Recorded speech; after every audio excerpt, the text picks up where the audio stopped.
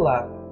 Na videoaula anterior, vimos como circuitos sequenciais são empregados pelo computador para armazenar bits.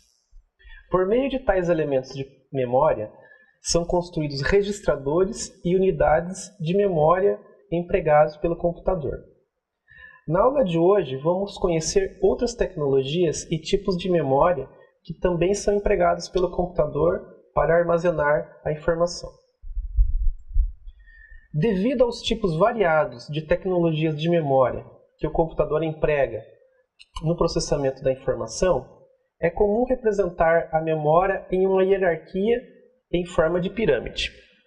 Nessa hierarquia, nos níveis superiores são representados os já vistos registradores e memória cache do computador, que são mais rápidos, porém têm capacidade de armazenamento menor, variando de dezenas de bits, no caso dos registradores, para alguns megabytes, no caso da memória cache. Nos níveis inferiores, encontramos a memória principal do computador, conhecida popularmente como memória RAM, e a memória secundária. Na medida que caminhamos em direção à base da pirâmide, temos uma capacidade maior de armazenamento. No nível superior da hierarquia temos os registradores, organizado por meio de bancos. Um banco de registradores tem um conjunto de linhas de endereço e de dados, que permite endereçar quaisquer de seus registradores internos, permitindo a leitura e a gravação de palavras. Na figura temos um banco de registradores que permite que 2 registradores sejam lidos por vez. Bancos de registradores são empregados pelo computador para armazenar temporariamente os operandos, após trazê-los da memória principal para o processamento. Na organização de um banco de registradores, temos linhas ou barramentos de dados, endereços e controle. Linhas de dados permitem gravar ou obter palavras binárias de um registrador. Linhas de endereço permitem que o computador especifique, dentre todos os registradores do banco, quais serão empregados em um determinado instante de tempo. Linhas de controle permitem especificar que tipo de operação será realizada, ou seja, de leitura ou escrita. Nessa figura temos um circuito simplificado de um banco de registradores. Cada bit é armazenado por meio de um flip-flop, como pode ser visto na figura, na parte B. Para que o hardware do computador possa acessar os registradores, há um circuito decodificador que realiza, por meio de uma linha de endereço, o acesso ao registrador que será utilizado.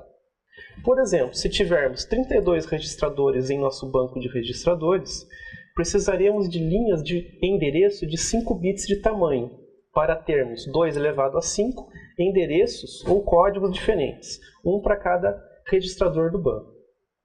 Tal forma de organização é chamada de acesso aleatório, pois podemos acessar qualquer registrador diretamente, sem precisar ler valores dos registradores de endereços anteriores.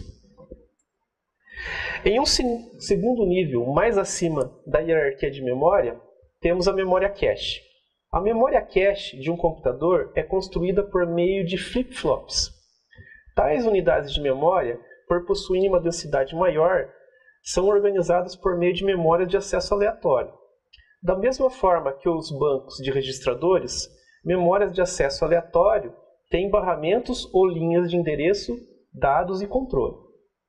Embora as memórias cache no passado eram implementadas em circuitos integrados na placa principal do computador, atualmente a memória cache é implementada internamente à unidade central de processamento, no processador.